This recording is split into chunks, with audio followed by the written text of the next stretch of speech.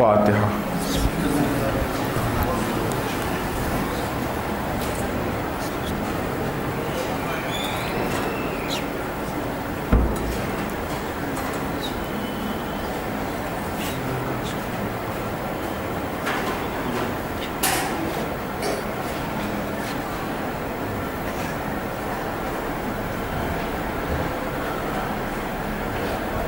رب اعوذ بک من ہمزات الشیاطین واعوذ بک رب ان یحضرون۔ بسم اللہ الرحمن الرحیم۔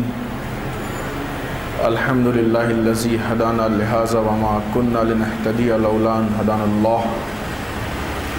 لقد جاءت رسل ربنا بالحق والصلاة والسلام علی سید اصل ما فی الوجود سر اللہ کل موجود نقطۃ دائرۃ الوجود صاحب لواء الحمد والمقام المحمود سیدنا المجدد والمصطفى الامجد وابی القاسم محمد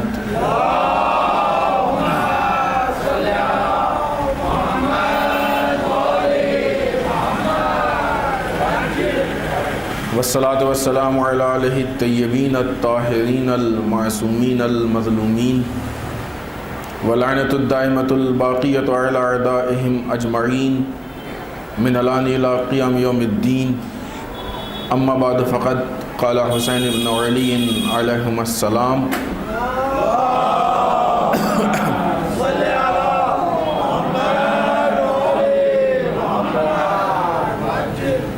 ایھا الناس ان رسول اللہ صلی اللہ علیہ وآلہ وسلم قال من رأى سلطانا جائرا مستحلا لحرم اللہ وناکسا لعہد اللہ مخالفا لسنت رسول اللہ یعمل فی عباد اللہ بالاسم والعدوان فلم یغیر علیہ بفعل ولا قول کان حقا علی اللہ ان یدخلہ مدخلہ۔ صلوات علی محمد وعلی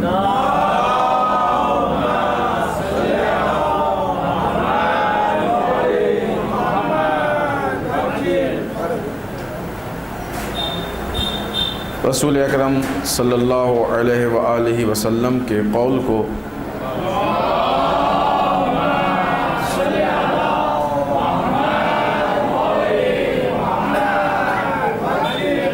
سرکار سید الشہداء نقل کرتے ہوئے ارشاد فرماتے ہیں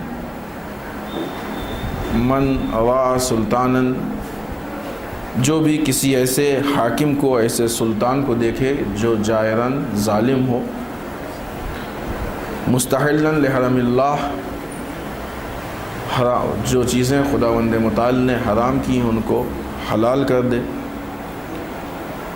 عہد پروردگار کو توڑے، سنت رسول کی مخالفت کرے اور لوگوں کے درمیان ظلم و جور سے کام لے، یہ دیکھنے والا جس نے سلطان کو دیکھا اگر یہ اپنے قول یا فعل کے ذریعے سے اس کی مخالفت نہ کرے تو خدا کو حق حاصل ہے کہ جہاں پہ جہنم میں اس سلطان کو بھیجے گا وہیں اس کو بھی بھیج دے گا۔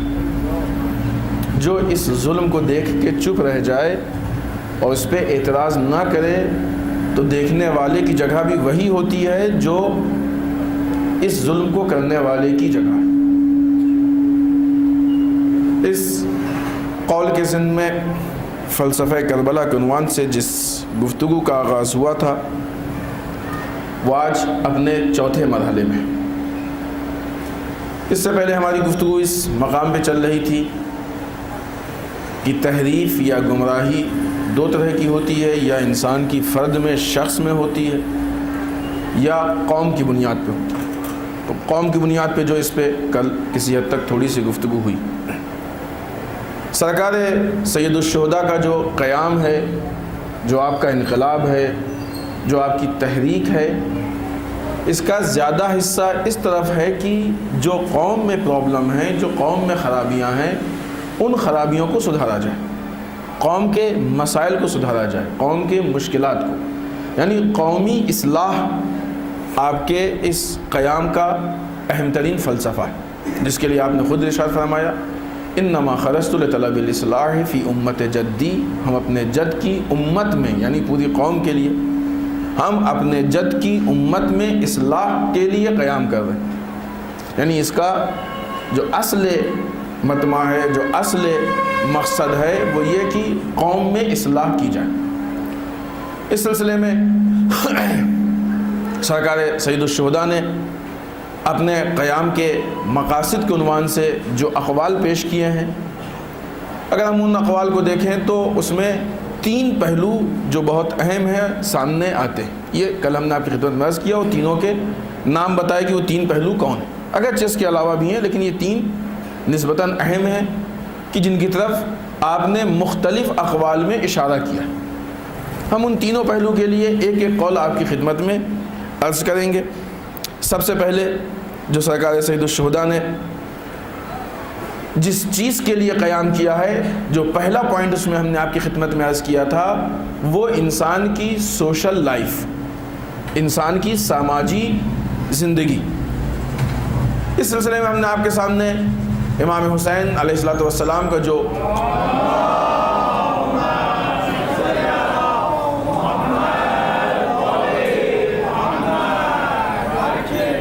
قول عرض کیا تھا، اس میں مولا ارشاد فرماتے ہیں الا ترون الی الحق لا یعمل بہ والی الباطل لا یتناہی عنہ، کیا نہیں دیکھتے ہو کہ حق پہ عمل نہیں کیا جاتا ہے اور باطل سے نہیں روکا جاتا ہے۔ لیرغب المومن فی لقاء اللہ، یہ چیز مومن کو موت کی رغبت دلاتی ہے۔ انی لا اری الموت الا سعادہ والحیات مع الظالمین الا برہما، ہم ایسے حالات میں موت کو سعادت کی موت سمجھتے ہیں، نیکی کی موت سمجھتے ہیں، اور ظالمین کے ساتھ زندہ رہنے کو ذلت کی زندگی سمجھتے ہیں۔ خب کل اس کی وضاحت ہوئی کہ ذلت کی زندگی اور اس کے مقابلے میں پھر کون سی حالات، پھر امام نے جنگ کی، یہ وضاحت کل ہم نے یعنی اس قول پہ یا اس پوائنٹ پہ کل ہماری گفتگو شروع ہو چکی ہے اور کچھ پوائنٹس ہم نے آپ کی خدمت میں عرض کیے ہیں۔ اسی بات کو آگے بڑھاتے ہوئے یعنی اگر معاشرے کے حالات خراب ہو جائیں تو ہماری یہ ذمہ داری ہے کہ اس کی اصلاح کریں، ولو یہ کہ اس اصلاح کے لیے ہم کو جان کیوں نہ دینی پڑ جائے۔ معاشرے کی اصلاح کی امام حسین کی نگاہ میں اتنی ویلو ہے کہ اس کے لیے جان ہی کیوں نہ دینی پڑ جائے۔ آئیے اسی بات کو آگے بڑھاتے ہوئے جو ہم نے کل عرض کی تھی اس کو ہم نہیں پیش کریں گے، آگے بڑھاتے ہوئے اگلا پہلو آپ کی خدمت میں عرض کریں۔ ائمہ اطہار علیہم السلام نے معاشرے کے لیے بہت اہم کارنامے انجام دیے، کچھ معاشرے کی اصلاح کے لیے کام انجام دیے، کچھ معاشرے کی پروگرامنگ یا معاشرے کو صحیح راستے پہ لگانے کے لیے، اور کچھ کام ایسے کہ جو معاشرے کی خدمات کے لیے انجام دیے۔ یہ خود ایک مستقل موضوع ہے لیکن یہاں پہ اس کے ضمن میں ہم بات کر رہے ہیں۔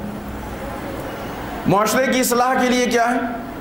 اسلام میں ایک اچھا خاصا سسٹم ایسا ہے کہ جس کا تعلق معاشرے کی اصلاح سے، ایک اچھا خاصا نظام سسٹم کہ جو معاشرے کی اصلاح کی طرف لے کے جاتا ہے۔ مثلا قرآن مجید بہت واضح الفاظ میں کہتا ہے کہ تم میں سے بہترین امت وہ ہے کہ جو لوگوں کو اچھائی کی طرف دعوت دے اور برائی سے روکے۔ پھر اس کے بعد آئیے جب ہم بچوں کو یاد کراتے ہیں کہ فروع دین کتنے ہیں، کون کون ہیں، تو اس میں امر بالمعروف بھی یاد کراتے ہیں، نہی عن المنکر بھی یاد کراتے ہیں۔ امر بالمعروف یعنی نیکی کی طرف ہدایت کرنا، نہی عن المنکر یعنی برائیوں سے روکنا۔ یہ ہمارے معاشرے اور ہمارے سسٹم کا بہت اہم جز ہے۔ جن قوموں میں امر بالمعروف اور نہی عن المنکر زندہ رہتا ہے وہ قومیں کبھی گمراہ نہیں ہوتی، اور جن قوموں سے امر بالمعروف اور نہی عن المنکر ختم ہو جائے وہ قومیں پھر راہ راست پہ باقی رہ جائیں، یہ بہت مشکل کام، کیونکہ یہی چیز ہے جو باقی رکھتی ہے۔ ایک سامنے کی مثال نے شاید بات ہماری تھوڑی سی اس چیز میں واضح ہو جائے۔ ابھی کچھ پہلے کا زمانہ تھا کہ جب ہماری قوم میں، ابھی بھی ہے لیکن اتنا نہیں، ہماری قوم میں بزرگوں کا بہت احترام تھا۔ شہروں کے بارے میں تو اتنا نہیں، لیکن جو چھوٹی آبادیاں ہوتی تھی وہاں بزرگوں کو حق تھا کہ اپنی آبادی کے کسی بھی لڑکے کو، جوان کو، نوجوان کو غلطی کرتے دیکھیں تو ڈانٹ دیں، یہ اختیار تھا، اور بزرگ اس کام کو انجام دیتے تھے۔ نتیجہ یہ ہوتا تھا کہ ہماری قوم کے جوان و نوجوان پوری قوم کے بزرگوں سے ڈرتے تھے. اب یہ بھی تو ایک طرح کا امر بالمعروف ہے, ایک طرح کی نہی عن المنکر ہے. لہذا ہمارے جوان سب سے ڈرتے تھے. ان کو خرابیوں کے لیے اور گمراہیوں کے لیے اور غلط کام کے لیے موقع کم فراہم ہوتا تھا. ڈر تھا کہ کوئی بھی دیکھ لے گا ڈانٹ دے گا, سب کا ڈر تھا. زمانہ تبدیل ہوا. آج کا زمانہ یہ ہے کہ اگر کوئی بزرگ کسی لڑکے کو ڈانٹ دے اور لڑکے نے خدا نخواستہ گھر میں جا کے اپنے اماں ابا سے بتا دیا تو اماں ابا آتے ہیں لڑنے کے لیے. آپ کون ہوتے ہیں کہنے والے؟ ہمارا لڑکا ہے, کر رہا کرنے دیجیے, آپ سے کیا مطلب. خدا نہ کرے کہ ہو ایسا, لیکن بعض علاقوں میں ہے ایسا. نتیجہ کیا ہے کہ اب یہ لڑکا بزرگوں سے نہیں ڈرتا, اب اس کو صرف اپنے ابا سے ڈرنا. ابا نہ دیکھیں بس, اماں تو ویسے بھی گھر میں, ابا نہ دیکھیں بس. تو جس لڑکے کے اوپر پوری آبادی کی نگاہ تھی, اب اس کے اوپر صرف 2 آنکھیں ہیں, ایک نگاہ ہے بس. کیا ہوا؟ امر بالمعروف نہی عن المنکر کا دائرہ چھوٹا ہو گیا. جب اس کا دائرہ چھوٹا ہوا تو خرابیوں کا دائرہ خود بخود بڑا ہو گیا. اس کے نتیجے میں آپ دیکھیں کہ ہمارے جوانوں کے درمیان جو گمراہی اور جو خرابیاں, جو اخلاقی مشکلات آ رہی ہیں, وہ بہت تیزی سے آ رہی ہیں اس سسٹم کو ٹوٹنے سے. سسٹم کیا ہے؟ بزرگوں کا احترام, کہ جس کے اندر در واقع امر بالمعروف اور نہی عن المنکر چھپا ہوا تھا. تو یہ امر بالمعروف نہی عن المنکر بہت اہم چیز ہے, یہ اجتماعی زندگی کا بہت اہم جز ہے, اس کی اصلاح کی. ہم نے ایک چیز مولانا نے مثال پیش کی کہ ہم دیکھیں کہ اس کے نہ ہونے سے سماج میں کتنی بڑی تبدیلی پیش آئی. اصول یہ ہے کہ اگر کوئی بھی کسی کو کہیں بھی غلط کام کرتے دیکھے تو ایک صحیح طریقے سے ٹوک دے, اور کوئی بھی کہیں بھی کسی کو بھی صحیح کام نہ کرتے ہوئے دیکھے تو ایک اچھے طریقے سے ٹوک دے. یہ شرط ہے, طریقہ اچھا ہو. اگر یہ چیز نہیں ہوگی تو معاشرہ خراب ہوتا جائے گا, معاشرہ بگڑتا جائے گا, جس کی ہم نے ایک چھوٹی سی مثال آپ کی خدمت میں عرض کی. اس کے علاوہ بہت ساری مثالیں موجود ہیں. اب جہاں پہ اس بات کا شکوہ ہے کہ ہمارے بزرگ نہیں کہہ سکتے ہیں, وہاں اس چیز کا بھی شکوہ ہے کہ اب ہمارے علماء بھی ممبر سے سب کچھ نہیں کہہ سکتے. اعتراض ہو جاتا ہے, یہ کیسے کہہ دیا انہوں نے, وہ کیسے کہہ دیا, یہ کہاں سے لائے ہیں. بعض اوقات تو پھر مطالبہ ہوتا ہے کہ یہ سب کہنے کا موقع نہیں ہے, آپ فضائل پڑھیے, یہ مجلسیں فضائل کے لیے ہوتی ہیں. ان چیز یہ تقسیم بندی خود ہی سے کر لی انہوں نے. یہ اعتراضات ہوتے ہیں. یعنی ممبر سے بھی اب امر بالمعروف نہی عن المنکر میں کافی حد تک مشکلات پیش آنے لگی. تو جتنا معاشرے سے امر بالمعروف نہی عن المنکر ہٹتا جائے گا اتنا معاشرے کے مشکلات پیدا ہوتے جائیں گے. پھر اس کے ذمہ دار وہ لوگ ہوں گے کہ جو اس کو ہٹانے میں جن کا ہاتھ رہا, وہ اس کے ذمہ دار ہیں, خدا کے جواب دیں. یہ اجتماعی چیز ہے. تو جس طریقے سے فروع دین کے دوسرے شیخ, نماز ہم پہ واجب ہے, روزہ ہم پہ واجب ہے, حج ہم پہ واجب ہے, زکوٰۃ و خمس و جہاد, ویسے ہی امر بالمعروف واجب ہے, ویسے ہی نہی عن المنکر واجب ہے, ویسے ہی تولا واجب ہے, ویسے ہی تبرع واجب ہے. اب یہ ہماری پرابلم ہے کہ ہم نے تولا و تبرع کے نام کو دوسرے معنی میں لے لیا. تولا یعنی اچھے کردار کو پسند کر کے اپنانا, تبرع یعنی برے کردار کو ناپسند کر کے اس سے دور ہونا. یہ ہمارا تولا و تبرع موضوع نہیں ہے, ہوگا تو انشاءاللہ ہم اس کی وضاحت کریں گے کہ واقعی تبرع کیا. اگر کسی معاشرے میں یہ روش رائج ہو جائے کہ اچھے کردار کو پسند کیا جائے اور اس کو اپنایا جائے تو معاشرہ کتنی تیزی سے آگے بڑھے گا. بالخصوص وہ معاشرہ کہ جس کے پاس معصومین کا کردار موجود ہو.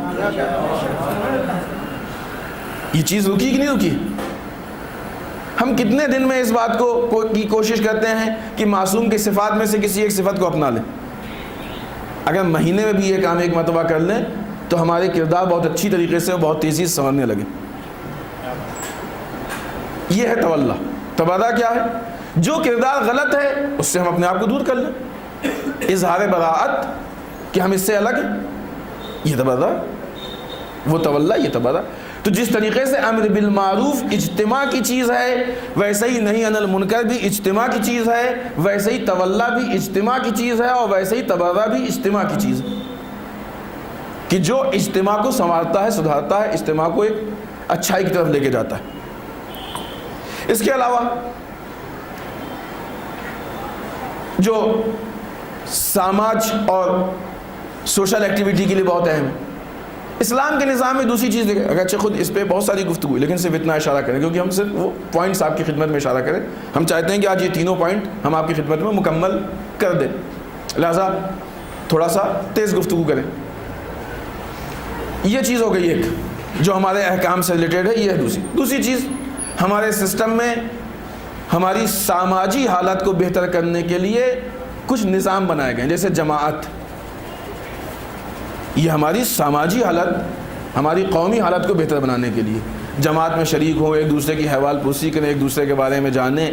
پھر اس کے بعد جب اچھا خداوند متعال نے کہیں بھی ہم کو بغیر لیڈر کے نہیں جمع کیا, بغیر لیڈر کے نہیں جمع کیا ہے. جہاں جماعت میں جمع کیا وہاں ایک عادل پیش نماز پہلے سے موجود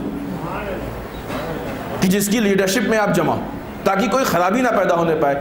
اس لیے کہ جب بھی کچھ لوگ جمع ہوتے ہیں وہاں اچھا ہونے کا بھی امکان ہے, برا ہونے کا بھی امکان ہے.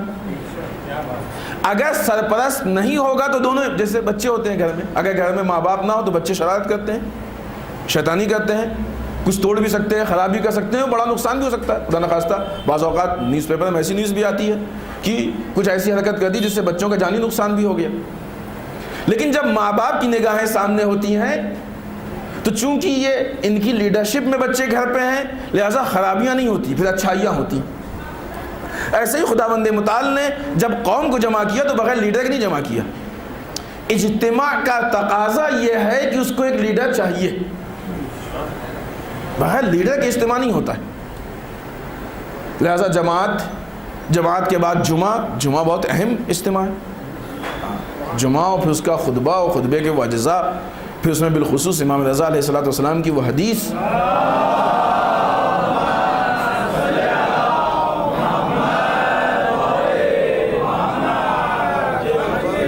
کہ جس میں آپ نے خطبے کے بارے میں ارشاد فرمایا کہ اس میں مومنین کی مصالح کے لیے گفتگو کی جائے, جو مصلحت ہیں, جو خرابیاں اس سے ان کو آگاہ کیا جائے. پوری تفصیلی حدیث. یہاں پہ ایک بات اور کہتے چلیں کہ چونکہ یہ اہم ہے اور اس سے قوم کو فائدے ہیں اس لیے دشمن اس پہ بھی کام کر رہا. اب پتہ نہیں آپ کے یہاں یہ چیز اتنی ہے کہ نہیں ہے, لیکن عام طور سے ایک فیشن ہے کہ صاحب وہ نماز پڑھنے ہم نہیں جاتے, مسجد میں نہیں جاتے, جمعے میں نہیں جاتے. کیوں نہیں جاتے ہیں؟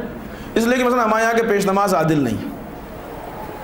اگر تھوڑا سا ٹٹولا گیا تو معلوم ہے کہ ان کو بھی تو بیچارے کو عادل کے معنی بھی نہیں معلوم. دعویٰ یہ ہے کہ پیش نماز عادل نہیں. تحقیق کریں, یہ چھوٹی چیز نہیں, بہت بڑا فیصلہ ہے یہ. اور بالفرض اگر واقعاً ثابت ہو جائے صحیح طریقے سے کہ نہیں ہے تب بھی جائیں. اس کی شکل ہے, وہ جا کے کیسے, وہ فقہی مسائل ہیں, آپ معلوم کریں اس کو, جائیں.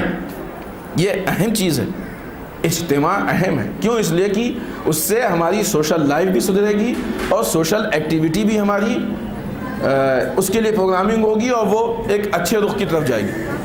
لہٰذا خداوند متعال نے ہم کو جمع کیا, جماعت میں جمع کیا, جمعے میں جمع کیا, حج میں جمع کیا, دوسرے مواقع پہ. یہ مجلس بھی اس کا ایک بہت اہم جز ہے, بہت اہم پارٹ کہ جس میں آ کے ذکر کربلا.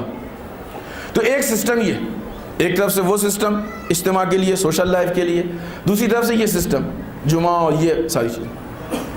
تیسرا خود ائمہ اطہار علیہ الصلوۃ والسلام کی آپ سیرت دیکھیے.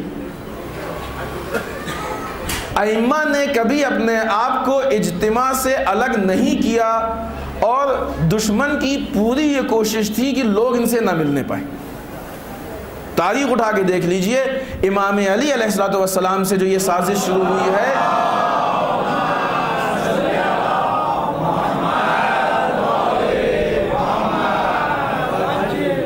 تو یہ سلسلہ چلتا رہا. ہر امام کے زمانے میں یہ سیاست رہی دشمن کی, حتی امام عسکری علیہ الصلوۃ والسلام کے زمانے تک یہ سازش رہی.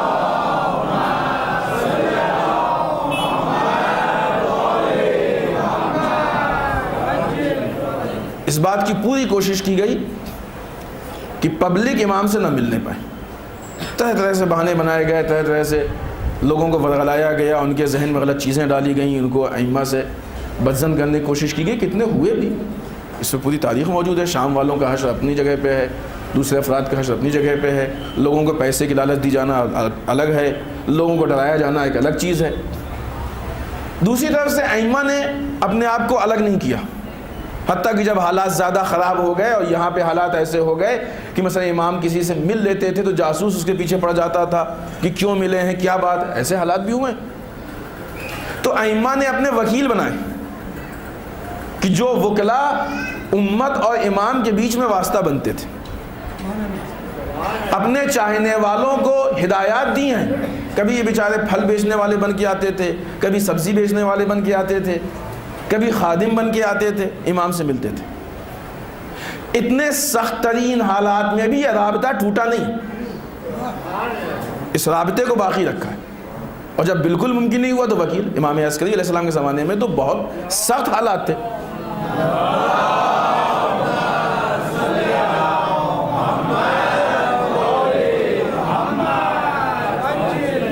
حتیٰ امام سے ملاقات تو چھوڑیں، چونکہ معلوم ہو گیا تھا حکومت کو کہ مثلا شاید یا یقینی حد تک یا شک کی حد تک کہ فلاں شخص ہے جو امام کا وکیل، تو اس بات پہ نظر رکھی جاتی تھی کہ اس سے کون مل رہا ہے. بعض واقعات ایسے ہیں کہ مثلا ان کی دکان تھی اور آدمی گیا اور جا کے اس نے ڈبہ دے دیا کہ ہم کو مثلا تیل یا سامان چاہیے، پرچیز میں رکھی ہوئی ہے. جو ڈبہ کھولا گیا تو اس کے اندر سوالات تھے. یہ سمجھ گیا، یہ سوالات لے کے امام کے پاس گئے، امام سے جواب لیا اور پھر اس کے بعد وہ جوابات لکھ کے وہ ڈبے کے اندر رکھا اور تھوڑی دیر بعد وہ جیسے ہوتا ہے دکانوں پہ سامان پیک کر دینا، ہم آتے یہ فہرست. جب لوٹ کے آئے تو ان کو وہ ڈبہ دے دیا گیا کہ ہاں تمہارا سامان پیک ہو گیا. واقعی جو ان کو چاہیے تھا وہ پیک ہو گیا تھا. وہ لے کے جاتے تھے، اس طریقے سے جواب ملتا تھا. اتنے سخت حالات تھے، لیکن ان سخت حالات میں بھی رابطہ نہیں ٹوٹا، رابطہ باقی رہا. حتیٰ آج غیبت کے زمانے میں بھی رابطہ نہیں ٹوٹا ہے، رابطہ نہیں ٹوٹا ہے. لیکن جس طریقے سے ہر زمانے میں دشمن کی اس بات کی پالیسی تھی، یہ کوشش تھی کہ یہ رابطہ امت کا اپنے امام اور لیڈر سے نہ ہو، آج وہ دشمن کی پالیسی اور کوشش کئی گنا زیادہ بڑھ گئی. یہ وہ پوائنٹ ہے جس پہ ہم الگ سے گفتگو کریں گے، کیونکہ وہ الگ سے ہماری اس میں موضوع میں آئے گا. لیکن یہاں پہ بات آئی تو صرف اشارہ کرتے ہوئے آگے بڑھیں.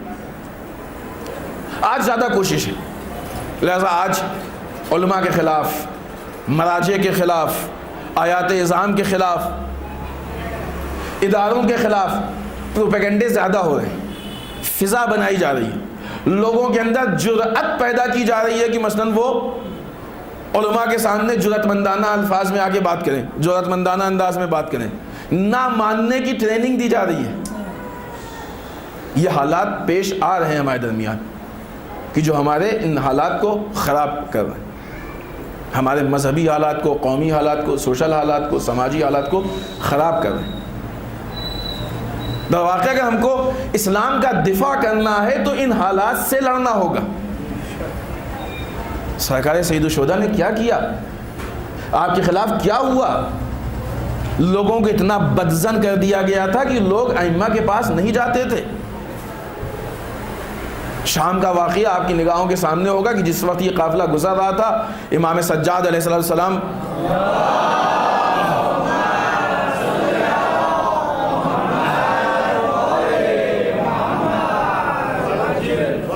کے سامنے ایک شخص آیا اور آنے کے بعد کہتا ہے کہ خدا کا شکر ہے کہ جس نے مثلا تم کو نعوذ باللہ ذلیل کیا اور ہمارے امیر کو جیت اور فتح بخشی. یہ پبلک پہ کام کیا گیا تھا اور پبلک اس طریقے سے اس کام میں شکار بن چکی تھی. ہم نے کسی جگہ پہ اپنے اشرے میں اس چیز کی طرف وضاحت کی ہے. کوفے والوں کا دین الگ تھا، ان کا مذہبی مزاج الگ تھا. شام والوں کا دین ایک الگ تھا، ان کا ایک مذہبی مزاج الگ تھا. مدینہ والوں کے مسائل الگ تھے، ان کی مشکلات اپنی الگ تھی. اور یہ وہ چیز نہیں ہے کہ جو اسی زمانے میں تھی. وہ کوفی مزاج آج بھی پایا جاتا ہے، وہ شامی مزاج آج بھی پایا جاتا ہے، وہ مدینہ کے مزاج آج بھی پایا جاتا ہے. تو اس سماج کی شکل کو توڑنے کی کوشش ہمیشہ دشمنوں کی طرف سے ہوئی اور ائمہ کی طرف سے ہمیشہ اس سماج کو جوڑنے کی کوشش ہوئی. حتیٰ امام علی نے پبلک کی خدمت کے لیے بہت سے کام انجام دیے. کتنے کنویں ہیں جو امام علی نے وقف کیے ہیں پبلک کے لیے، ہے کہ نہیں روایتیں؟ خود امام علی علیہ السلام کے گھر میں جو فاقے ہوتے تھے، یہ فاقے امام علی کی مجبوری کا نام نہیں ہے. ایسا نہیں ہے کہ امام علی کے پاس اتنا کم وہ تھا، نہیں. جو انکم تھی، امام علی کے پاس انکم کم نہیں ہے، خود فدق آخری وقت میں نہیں ہے، رسول نے اپنی زندگی میں دیا تھا، فدق کی اچھی خاصی انکم تھی، اتنی انکم تھی کہ مدینہ کے غریبوں میں تقسیم ہوتی تھی، وہ مدینہ کے غربا کو فدق کے فصل کے کٹنے کا انتظار ہوتا تھا کہ جب یہ فصل کٹے گی، یعنی جو پھل ہے اس کے کھجور بکیں گے تو ہم کو پیسہ ملے گا، پوری پراپرٹی ہے، صرف باغ نہیں ہے، اس میں بہت ساری چیزیں۔ امام علی جنگوں پہ جاتے تھے، امام علی کو جنگوں پہ جا کے مال غنیمت ملتا تھا، لیکن علی اس ذات کا نام ہے جو مال غنیمت بھی فقیروں میں تقسیم کر دیتے تھے، فدق کی آمدنی بھی فقیروں میں تقسیم کر دیتے تھے، حتیٰ خود جو مزدوری کر کے لاتے تھے وہ تقسیم کر دیتے تھے، اپنی محنت سے لگائی ہوئی باغ اور کھودے ہوئے کنووں کو لوگوں کے لیے وقف کر دیتے تھے، چونکہ اپنے سامنے کا لوگوں میں تقسیم کر دیتے تھے، اس لیے علی کو فاقہ کرنا پڑتا تھا۔ ایسا نہیں تھا کہ علی مثلا نعوذ باللہ کوئی آمدنی نہیں تھی، کوئی، تھوڑا اس کو دو جملوں میں واضح کر دیں کہ علی ان لوگوں کے لیے آئیڈیل نہیں ہے کہ ہم کچھ نہ کریں، ہاتھ پہ ہاتھ رکھ کے بیٹھیں، فاقہ کریں اور کہیں کہ ہم علی کے نقش قدم پہ چل رہے ہیں، نہیں، اصلا یہ ہے ہی نہیں علی کا نقش قدم۔ علی ان لوگوں کے لیے آئیڈیل ہیں کہ جو بھرپور کمائیں اور بھرپور قوم کے لیے، دین کے لیے خرچ کریں، اور اگر حوصلہ ہو تو اپنے آگے کا بھی اٹھا کے راہ خدا میں دے دیں، ان کے لیے آئیڈیل ہے، کما کے خرچ کرو، نہ یہ کہ ہاتھ پہ ہاتھ رکھ کے بیٹھے رہو۔ یہ بات بھی ہمارے موضوع میں نہیں ہے کہ ہم اس کی وضاحت میں اور آگے جائیں، لیکن آپ دیکھیں یہ ساری چیزیں وہ ہیں کہ جو ایک سوشل ایکٹیویٹی کے لیے، سوشل لائف کے لیے، سماجی زندگی کے لیے کتنی اہم۔ ائمہ اطہار علیہ السلام نے سماجی زندگی کو سدھارنے کے لیے کتنی کوشش کی۔ ہماری مشکل یہ ہے کہ چونکہ ان پوائنٹس پہ، ان باتوں پہ ہوتی ہے گفتگو، علماء کہتے ہیں، لیکن بہت کم ہوتی ہے، لہذا اس کی اہمیت ہم کو نہیں معلوم۔ ایک طرف سے سماجی حالات کو سدھارنے کے لیے اتنی بڑی کوشش کہ جو سب سے سخت ترین دشمن ہے امام علی نے اس سے ذاتی معاملات میں اتحاد نہیں کیا، لیکن مذہبی اور سماجی معاملات میں، بالخصوص مذہب کی خدمت کے لیے علی جا کے ان کے پاس بیٹھتے تھے تاکہ مذہب کو کوئی نقصان نہ ہونے پائے۔ ایک علی ہیں کہ جو مذہب کے تحفظ کے لیے جا کے بیٹھ رہے ہیں، اور ایک ہم لوگ ہیں کہ بعض اوقات یہ مذہبی بہانہ بن جاتا ہے آپس میں لڑائی کا، ہماری مجلس ان کی مجلس، ہمارا عالم ان کا عالم، ہماری شادیاں نہیں انشاءاللہ الحمدللہ، لیکن یہ ہیں ایسے حالات، یہ مشکلات پیش آتے ہیں ہمارے درمیان۔ یہ چیز تو اور ہمارے لیے بہانہ بننا چاہیے، وسیلہ بننا چاہیے کہ اگر معاملات خراب ہیں، اگر اختلافات ہیں، ختم کر کے اس پلیٹ فارم پہ جمع ہو جائیں، کیونکہ کامن پلیٹ فارم ہے، نہ یہ کہ اسی کو بہانہ بنا کے الگ ہو جائے، یہ تو مشکل ہو گئی نا، یہ مس یوز ہو گیا، غلط ہے۔ تو یہ چیز، آئیے اس بات کو ختم کر کے اگلے پوائنٹ کی طرف آگے بڑھیں۔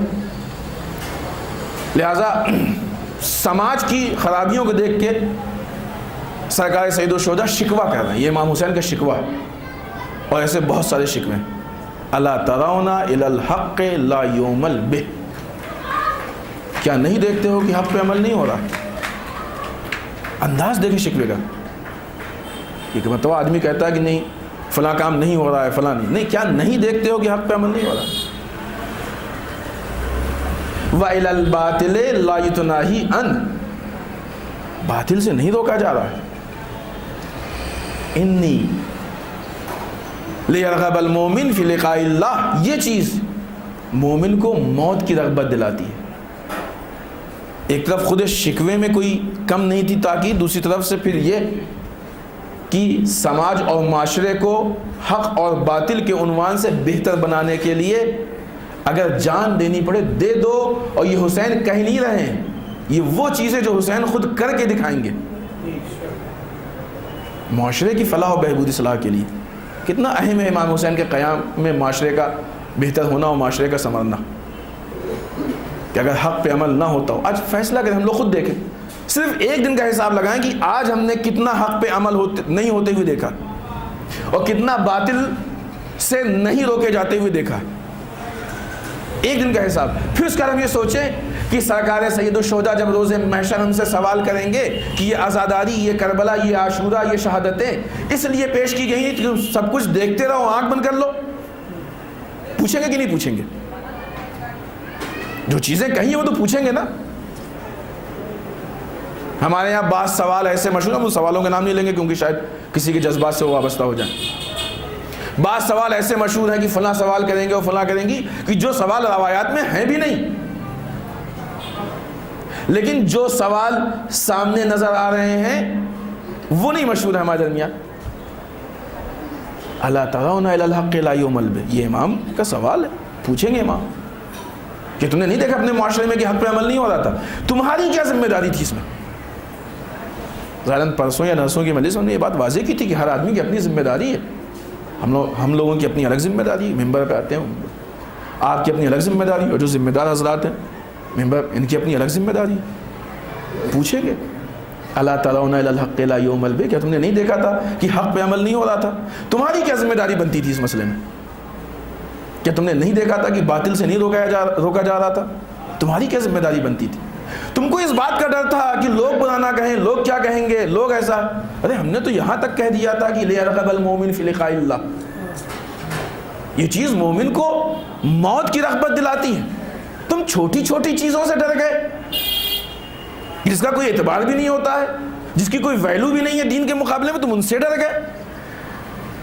مثلا بالفرض اگر سرکار سید الشہداء ہم سے سوال کریں کہ جو چیز تم کو مجلس میں پڑھنی چاہیے تھی کیوں نہیں پڑھی، شاید ہم کہہ دیں بالفرض کی مولا ہاں ڈر تھا کہ ایسا نہ ہو کہ پبلک کم ہو جائے. ارے تم پبلک سے ڈر گئے، پبلک کم ہو جائے، ہم نے تو موت کی بات کی تھی وہاں پہ.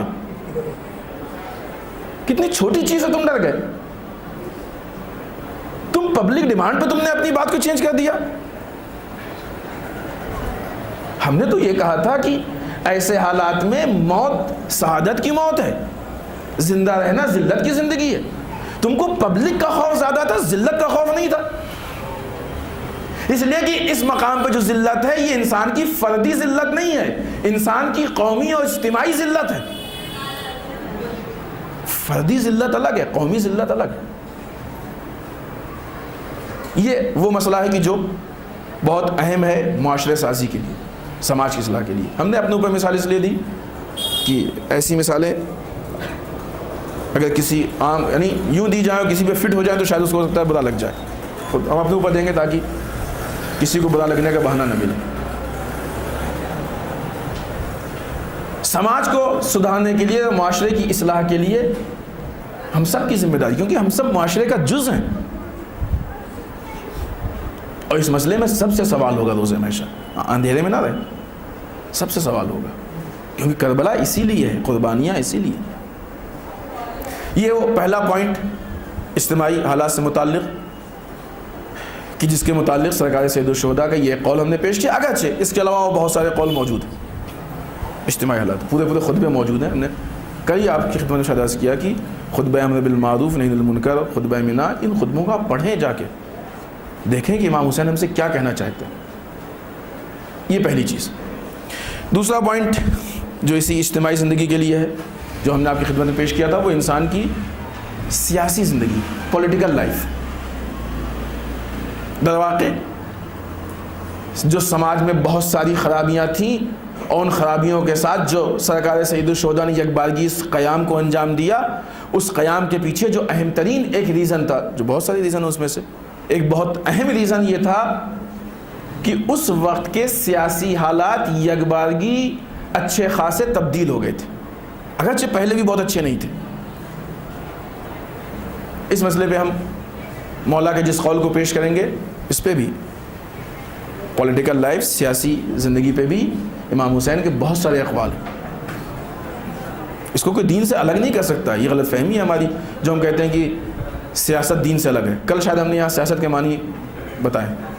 سیاست کے معنی یہ نہیں ہے مکاری و عیاری اور چال فریبی، اور سیاست رابطے کا طریقہ، دو لوگوں میں، امام امت میں، لیڈر اور اس کی قوم میں جو رابطے کا بہترین طریقہ ہو اس کو سیاست کہتے ہیں. اس کے لیے بہترین آئیڈیل ہمارے کائنات میں ہمارے درمیان امام علی ابن ابی طالب علیہ الصلوۃ والسلام.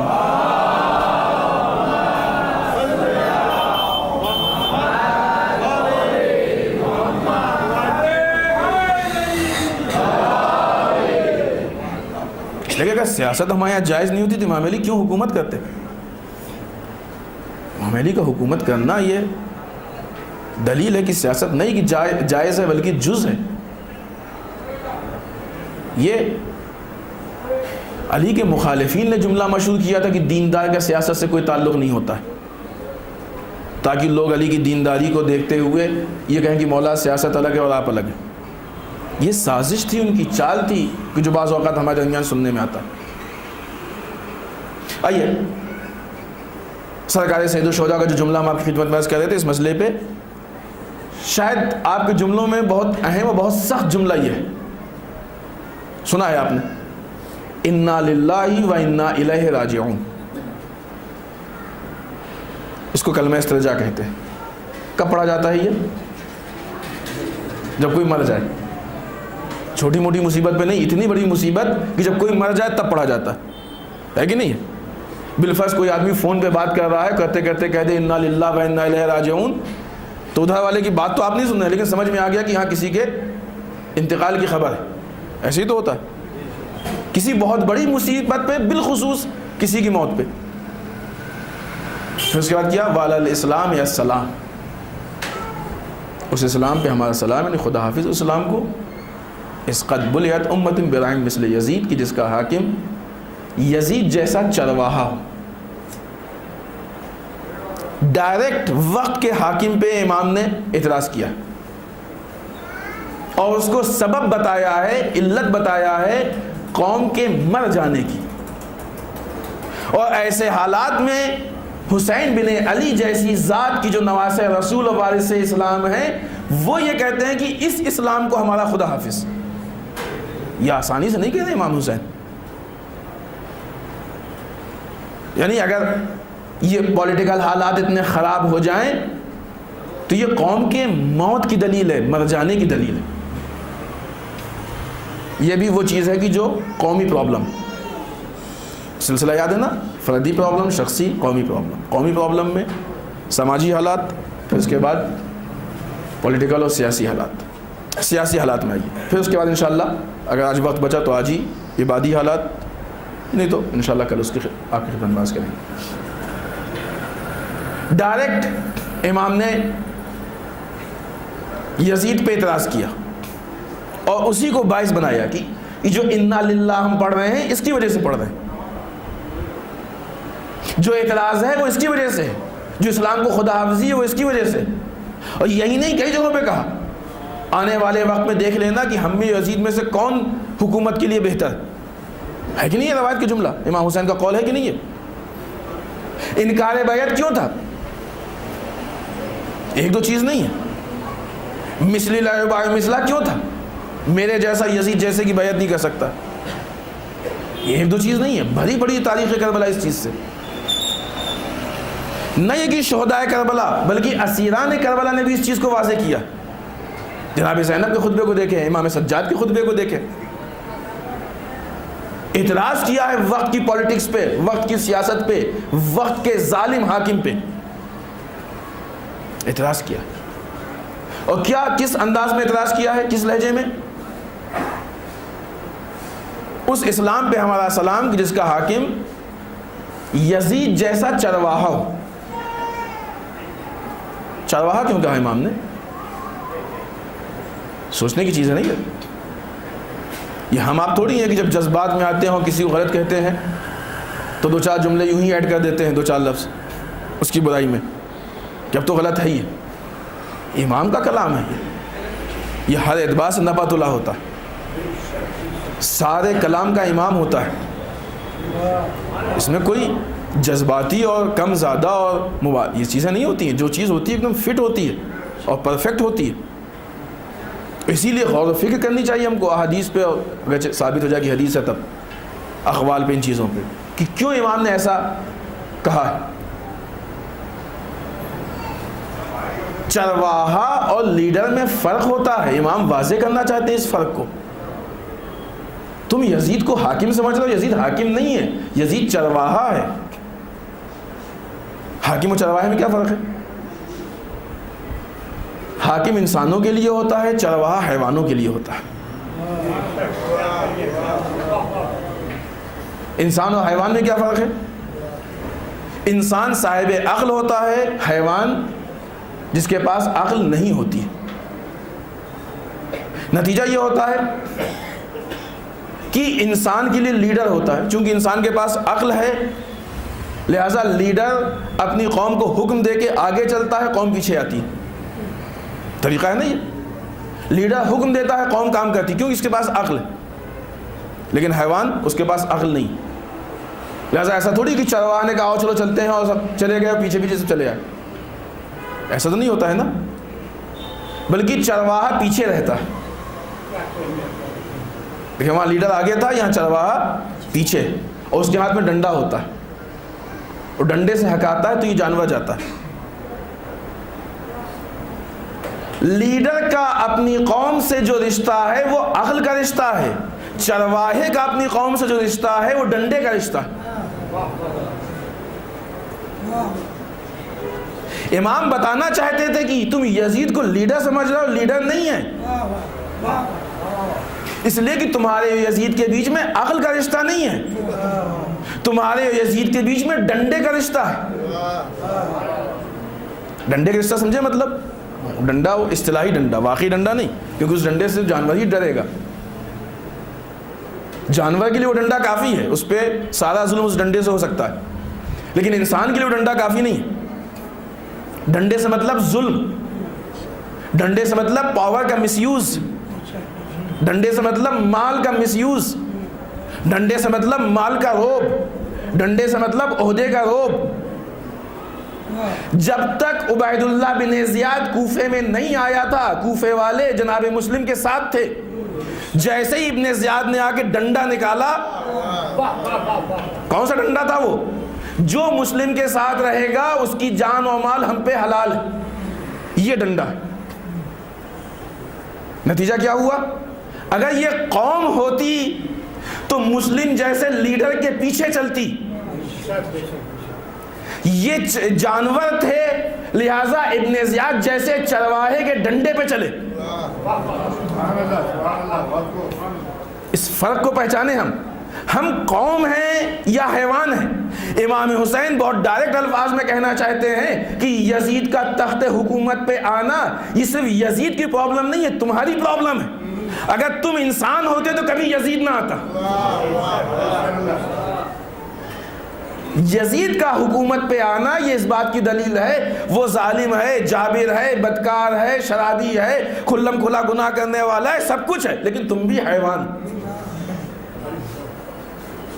تم بھی جانور. اگر تم انسان ہوتے تو تم کو لیڈر چاہیے تھا، تم لیڈر کا انتخاب کرتے. تم حیوان ہو اس لیے تم نے لیڈر کا انتخاب نہیں کیا، تم نے چرواہے کا انتخاب کیا. جانور چرواہے کے حساب سے چلتا ہے، انسان لیڈر کے حساب سے چلتا ہے.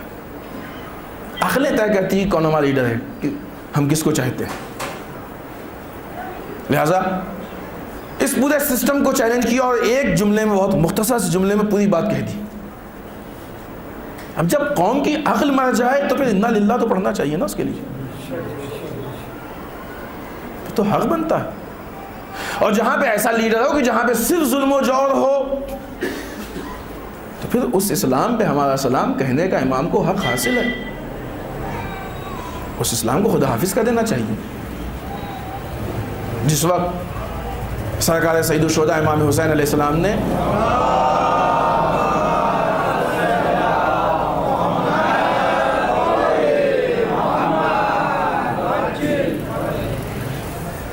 انکار بیعت کیا، ایک چیز ہے لیکن یہاں پہ ہم صرف ایک جملے میں آپ کی خدمت میں عرض کر کے آگے بڑھنا چاہتے ہیں، اس تفصیل میں نہیں جائیں گے. انکار بیعت کیا، اس وقت اس کا سبب بتایا، علت بتائی کہ کیوں انکار بیعت کر رہا ہے. یزید کو پہچنوایا ہے، خود کو پہچنوایا ہے. یہ یزید ہے، یہ ہم. یزید کیا ہے؟ یزید شرابی ہے، یزید کھلم کھلا گناہ کرنے والا ہے، یزید بے گناہوں کا قاتل. یہ یزید. ہم کون ہیں؟ ہم اہل بیت نبوت ہیں، ہم معدن رسالت.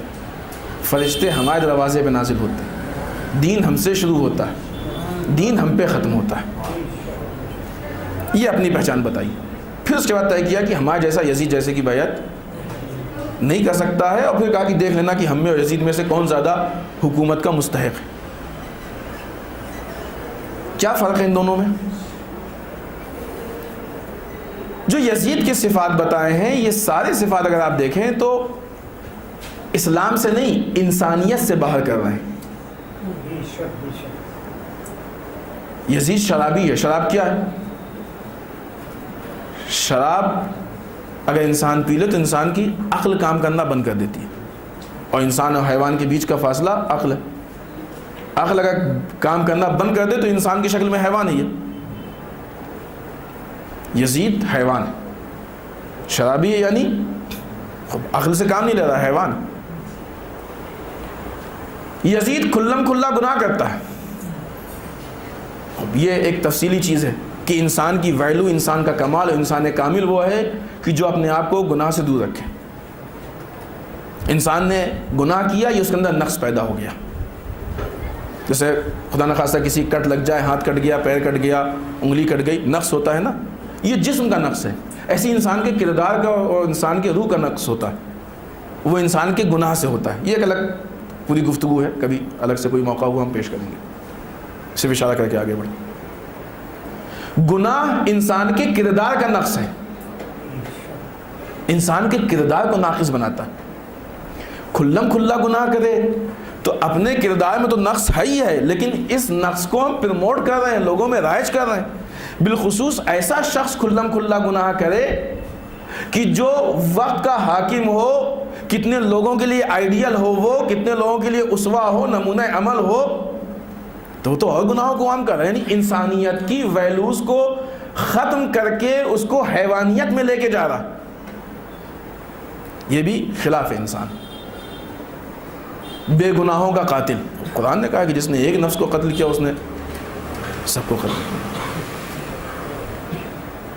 بے گناہوں کا قاتل یعنی انسانیت کا دشمن, انسانیت کو قتل کرنے والا. یہ تینوں چیزیں ثابت کرتی ہیں کہ یزید دشمن انسانیت ہے, خلاف انسانیت ہے. یزید کا وجود انسانیت کے لیے مشکل ہے, یزید کا وجود انسانیت کو پریشان کر رہا ہے. خب ٹھیک ہے, اگر یزید سے انسانیت کو خطرہ ہے تو اب مقابلے میں کسی ایسے کو لائیں کہ جو انسانیت کا محافظ ہو. جب اپنے کو پہچانوایا تو اپنے کو کیسے پہچانوایا؟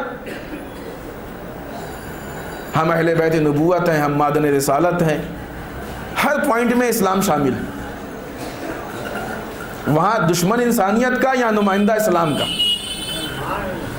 توجہ فرمائیں, وہ دشمن انسانیت, یہ نمائندہ اسلام.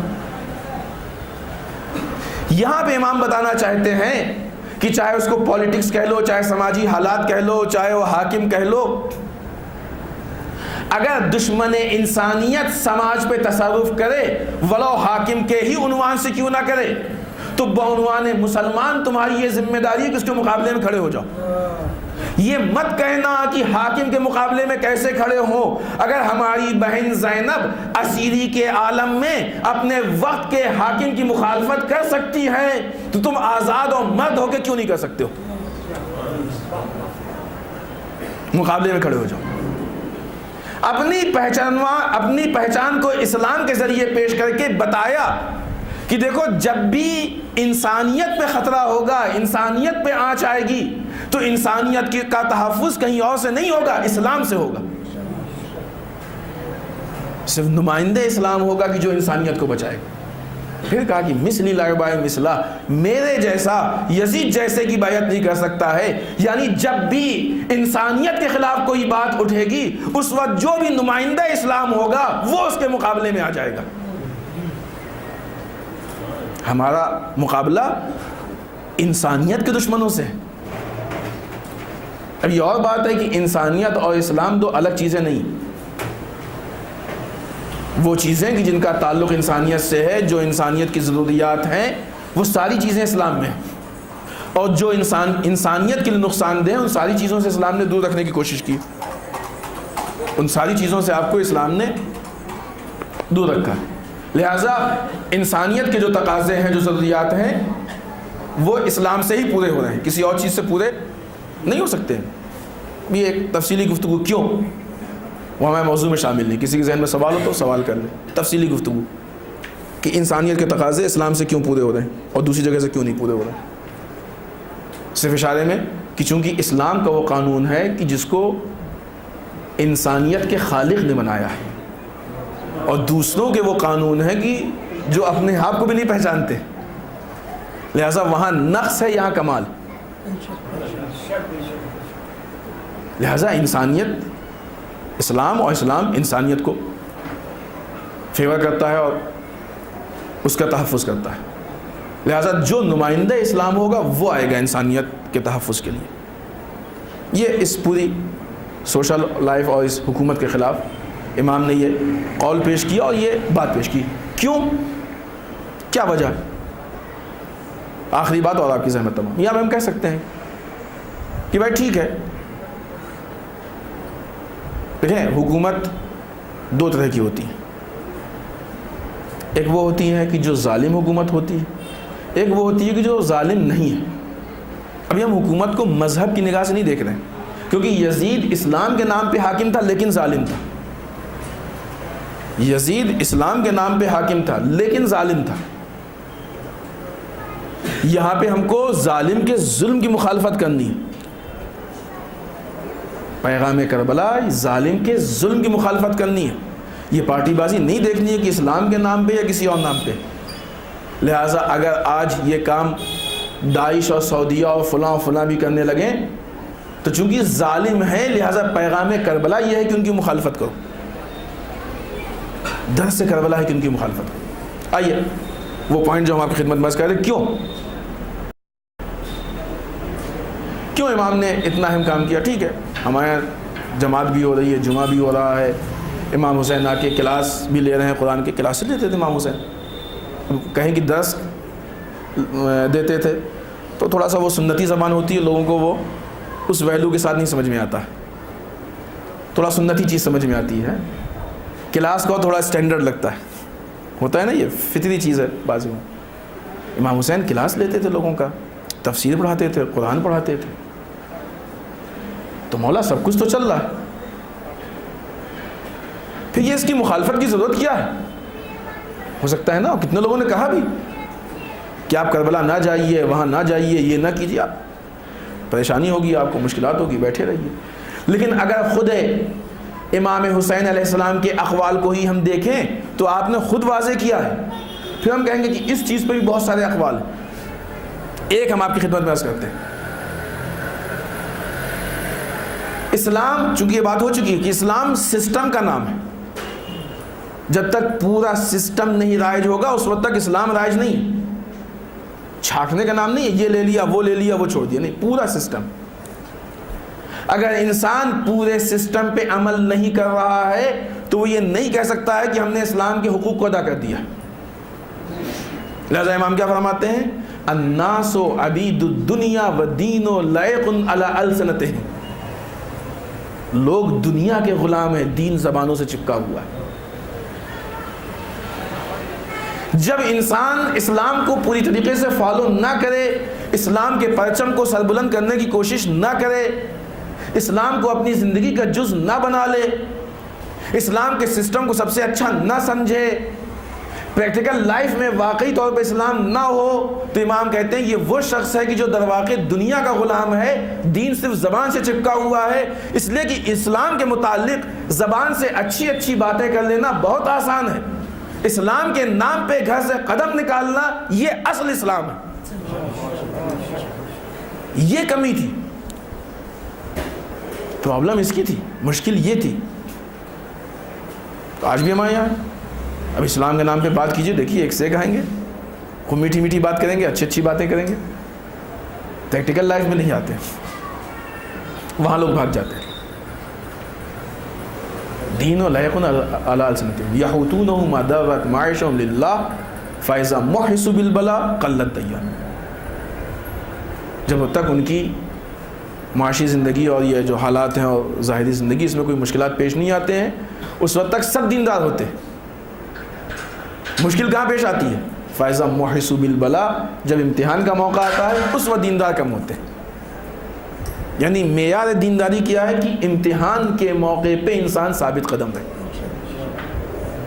اب یہ امتحان کے الگ قسمیں ہو کیسے کیسے ہیں انشاءاللہ اگر موقع رہا تو کل ہم عرض کریں گے. آج اپنی گفتگو کو یہیں ختم کرتے ہیں. 2 پوائنٹ ہوئے، تیسرا پوائنٹ انشاءاللہ کل آپ کی خدمت میں عرض کریں گے. 2 چیزیں، ایک سماجی زندگی سوشل لائف، اور ایک پولیٹیکل زندگی یا سیاسی زندگی. سرکار سید الشہداء کے لیے اتنی اہم تھی کہ آپ نے قیام کربلا کے درمیان جو اقوال پیش کیے ہیں ان کی طرف ڈائریکٹ اشارہ کیا، پوری طریقے سے پیش کیا. چونکہ ان چیزوں کو لے کے لوگوں کے اندر جرأت نہیں تھی. ابھی ہم صرف ربط کے لیے 2 جملے پیش کر رہے ہیں، ورنہ یہ بات بھی انشاءاللہ اگر وقت رہا اور ساری باتیں تو پیش آئیں گی. لوگوں کے اندر جرأت نہیں تھی، لیکن قتل حسین نے لوگوں میں وہ جرأت پیدا کر دی. واقعہ کربلا نے لوگوں کے اندر جرأت پیدا کر دی. امام حسین کا قتل بڑا جرم ہے یا امام حسین کی توہین بڑا جرم ہے؟ ایک واقعہ بھی ہم مسائل میں عرض کریں گے، لیکن اس سے یہ عبرت لیں. قتل بڑا جرم ہے، لیکن قتل پہ وہ افراد نہیں بولے جو توہین پہ بولے ہیں سر کی، اس لیے کہ اس وقت ان کے اندر وہ جرأت نہیں تھی، بعد میں یہ جرأت آ گئی. جب یہ قافلہ کربلا سے چلا ہے تو شہداء کے سروں کو نوک نیزہ پہ بلند کیا گیا. انتظام ایسا کیا گیا کہ بیویوں کے اونٹ کے نزدیک شہداء کے سروں کو رکھا جائے تاکہ نامحرموں کا مجمع، تماشائیوں کا مجمع بیویوں کے گرد زیادہ. کوفے کی روایت ہے کہ جب یہ قافلہ کوفے میں داخل ہوا، ایک شخص آیا امام کا چاہنے والا، مولا کیا چاہیے؟ 2 چیزیں اگر ہو سکے تو. کچھ پیسے ہیں تمہارے پاس؟ کہا مولا پیسے. کئی جن اشقیاء کے ہاتھ میں شہداء کے سروں کے نیزے ہیں ان کو پیسے دے دو اور ان سے کہہ دو کہ یہ بیویوں کے قافلے سے تھوڑا آگے چلے جائیں تاکہ تماشائیوں کا مجمع وہاں سے ہٹ جائے.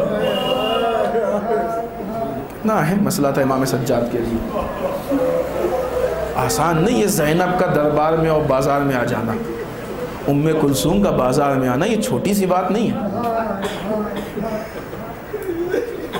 اس نے پیسے دیے، وہ اشقیاء آگے بڑھے. پھر ایک مرتبہ مولا اور بتائیے دوسرا حکم کہ اگر ہو سکے تو کچھ چادریں لا دو. وہ جلدی سے گیا، چادریں لے کے آیا، چادریں تقسیم کی گئیں. اب جو یہ تبدیلی نظر آئی، ایک مرتبہ اشقیاء پھر آگے بڑھے. عزیزان محترم، کربلا کا وہ منظر پھر دہرایا گیا کہ جیسے کربلا میں چادریں چھینی گئی تھیں، ایک مرتبہ بیویوں کے سروں سے پھر چادریں نیزوں سے چھینی جانے لگی. اشقیاء کو پھر شہداء کے سروں کے ساتھ بیویوں کے ارد گرد بھیجا گیا تاکہ تماشائیوں کا مجمع بھی زیادہ ہو اور شہداء کے سروں کو دیکھ کے بیویوں کا غم بھی تازہ ہو. مصیبت، مصائب اور ظلم کی کوئی بھی کڑی نہیں چھوڑی تھی. یہ قافلہ کوفے کے بازاروں میں اور گلیوں میں گھومتا ہوا ایک مرتبہ دربار میں پہنچا. بعض روایتوں کے حساب سے یہ واقعہ کوفے کے دربار کا ہے، بعض کے حساب سے شام کے دربار کا ہے. ایک مرتبہ حاکم کے سامنے ایک تشت میں سر حسین رکھ کے لایا گیا. یہ دستور تھا، یہ فتح سمجھتے تھے اپنی، اس کا اعلان تھا کہ دیکھو ہم نے سر کو کاٹا ہے. ان کے زوم ناقص میں وہ جیت گئے تھے. سر حسین لایا گیا، بھرا ہوا دربار ہے. ایک طرف جناب زینب، ام کلثوم، جناب رباب، چھوٹے چھوٹے بچے، یتیم بچے کھڑے ہوئے ہیں. امام سجاد کھڑے، سامنے کرسی نشینوں کا مجمع ہے. حاکم تخت پہ بیٹھا ہوا ہے. امام حسین کا کٹا ہوا سر سب کے سامنے لایا گیا. روایت کے حساب سے حاکم کے ہاتھ میں ایک لکڑی کی چھڑی ہے.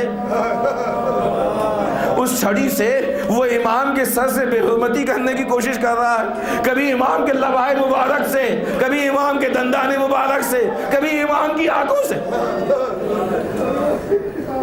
کتنا گھمنڈ تھا حاکم کو.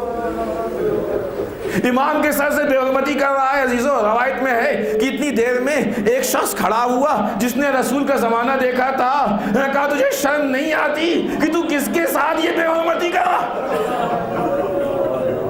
ہم دیکھا ہے رسول ان لبوں کو بوسہ دیتے تھے، ہم نے خود دیکھا ہے رسول ان آنکھوں کو بوسہ دیتے تھے، آئے بوسہ گاہے رسول کو تو بے احترامی کے ذریعے سے چھڑی سے چھو رہا ہے۔ عجیب بات ہے، بوسہ گاہ رسول کا اتنا احترام، ہائے نواز رسول کے گلے میں چھری چل گئی، کوئی بچانے والا نہ آیا، نواز رسول پیاسا شہید ہو گیا، کوئی پانی پلانے والا نہ آیا، نواز رسول کے لاشے کو پائمال کر دیا گیا، کوئی لاشے کو ہٹانے والا نہ آیا۔ ایک مرتبہ اس صحابی رسول نے کھڑے ہو کے آواز دی، عزیزان محترم، اس کو بھرے دربار میں اچھا نہیں لگا کہ سب کے سامنے امام حسین کے سر کی توہین ہو، آخری جملہ اور آپ کی زحمت تمام، سب کے سامنے کھڑے ہو کے اس نے وہ جرأت کا اظہار کیا کہ حاکم کو ٹوک دیا کہ کیا غضب کرتا ہے، سر حسین سے کیا بے حرمتی کرتا ہے۔ یہ وہ مصیبت ہے کہ جس کو ہم نے ذکر کیا، آپ کی آنکھوں سے آنسو آ گئے، آوازیں بلند ہو گئیں۔ یہ وہ مصیبت ہے کہ جس کو ایک غیر انسان نے دربار میں دیکھا، وہ برداشت نہ کر سکا۔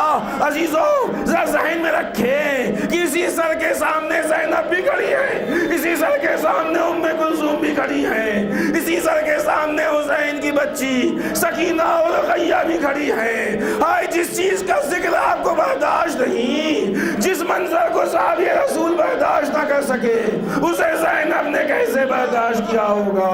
حسین کی بیوہ، حسین کی یتیمہ نے کیسے برداشت کیا ہوگا؟ انا للہ و انا الیہ راجعون۔ ذنب قزرہی و تسلیمہ الہی بحق الزہرا و ابیہا و بعلہا و بنیہا۔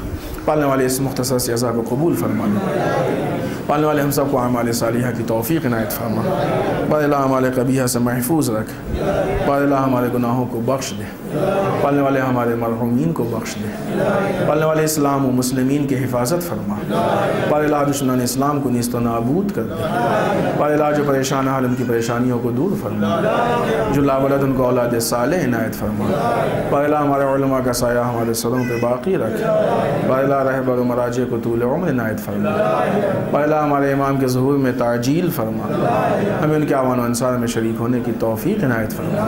ربنا تقبل منا انک انت السمیع العلیم۔ ایک اعلان سماعت فرما لیں، کل دن میں انشاءاللہ 11 بجے سے 2 بجے تک امام باڑے میں بلڈ ڈونیشن کا کیمپ ہے، آپ حضرات سے شرکت کی گزارش ہے۔ ایک چیز سے ہم آگاہ کر دیں کہ خون دینے سے کوئی غسل یا وضو وغیرہ واجب نہیں ہوتا ہے۔ خون دینے کے بعد اگر آپ کے باڈی پہ کہیں بلڈ لگا ہوا ہے تو اس کو پاک کر لیجئے، بس کافی، یا اگر کسی نان مسلم نے گیلے ہاتھ سے چھلا تو اس کو پاک کر لیجئے، ورنہ خود خون دینے سے کوئی ایسی پرابلم نہیں ہے۔ خود آپ بھی توضیح مسائل دیکھیں اور آشنائی رکھیں۔ اور آپ حضرات سے گزارش کی سورہ فاتحہ اور 3 بار سورہ توحید تلاوت فرما کے مرحوم حاجی محمد رضا بابائی اور تمام مرحومین و مومنات کی ارواح کو ہدیہ فرمائیں۔